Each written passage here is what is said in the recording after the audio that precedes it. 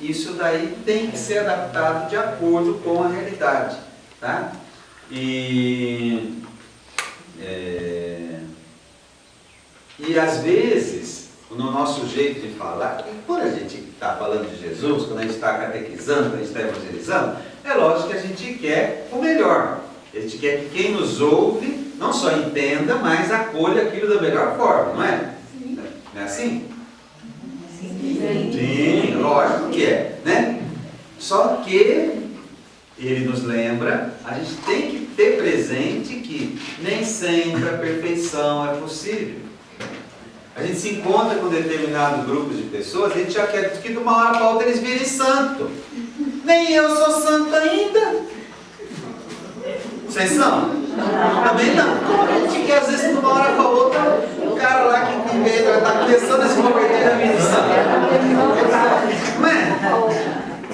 Aqui é a provocação que ele nos faz. A gente tem que saber usar a linguagem certa, adequada, e fazer o melhor possível, e ficar contente com aquilo que a gente conseguiu, mesmo se não chegou na perfeição ainda. Perfeição que nós vamos chegar na casa do Pai. E a gente tem que ver que a gente conseguiu dar passos para frente. Tem coisas que nós não vamos, tem situações que nós não vamos conseguir resolvê-las de imediato. Nós não vamos conseguir vislumbrar até num primeiro momento, né, num segundo, no terceiro, achar a solução. Mas vemos que podemos ajudar aquela pessoa a ir se encontrando com esse Jesus, encontrando os filhos da sua vida e dando passos naquela direção. A perfeição muitas vezes não é possível, mas o caminho em direção a ela, isso sempre é possível.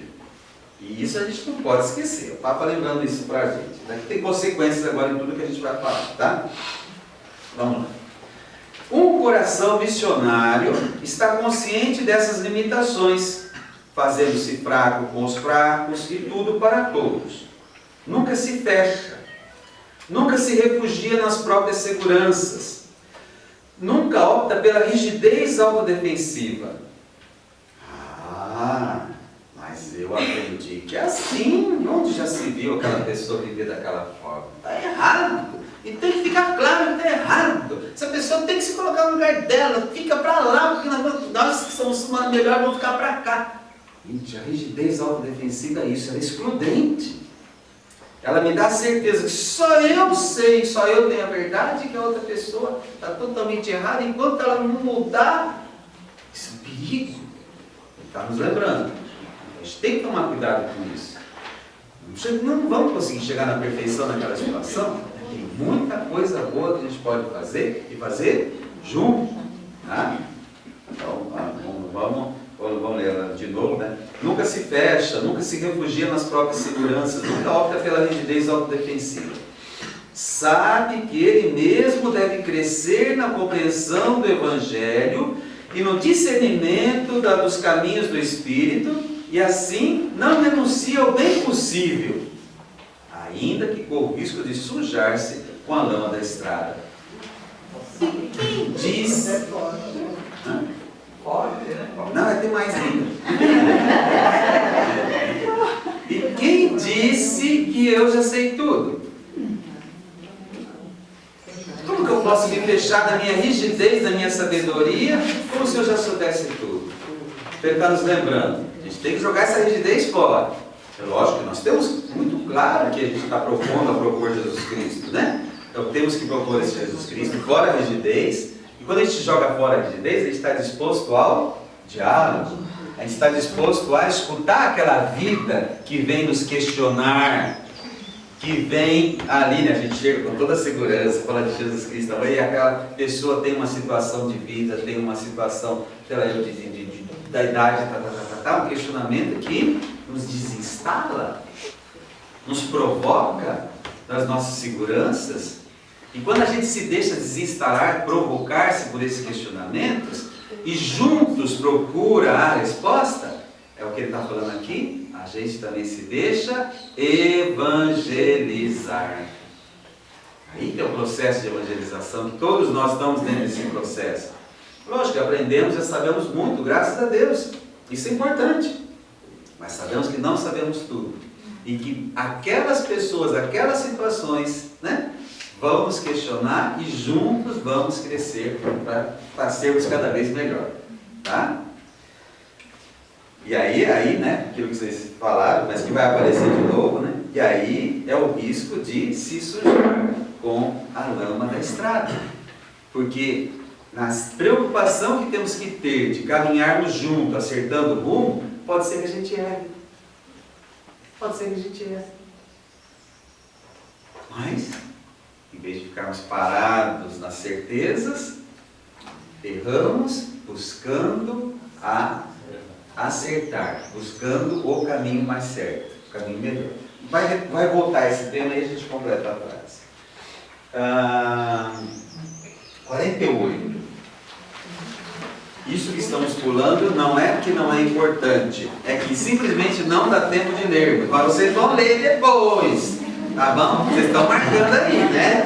Vocês estão riscando também as palavras importantes, né? 48. Se a igreja inteira assume esse dinamismo missionário, há de chegar a todos sem exceção, porque essa é a nossa missão. Não é só para chegar até algumas pessoas, é para chegar para todo mundo. Mas dá para a gente chegar em todo mundo ao mesmo tempo? Não. Então isso ele tem presente e é assim que continua. Mas, a quem deveria privilegiar, já que não dá para chegar para todo mundo, a gente tem que fazer escolhas.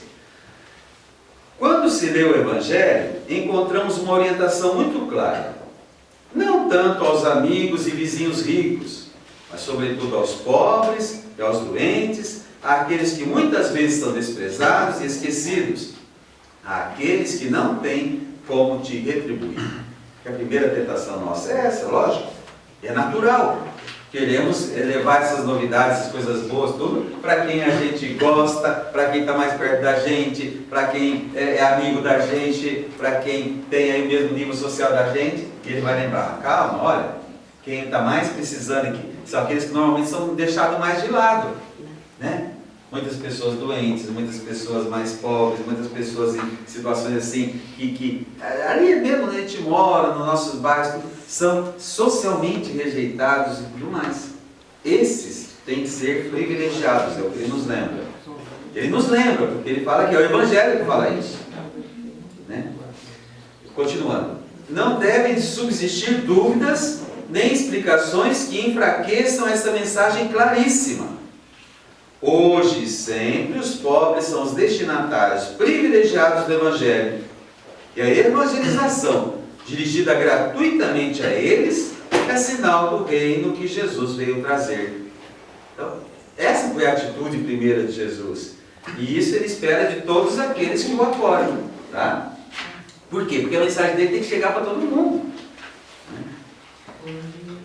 Há que afirmar sem rodeios que existe um vínculo indissolúvel entre a nossa fé e os pobres.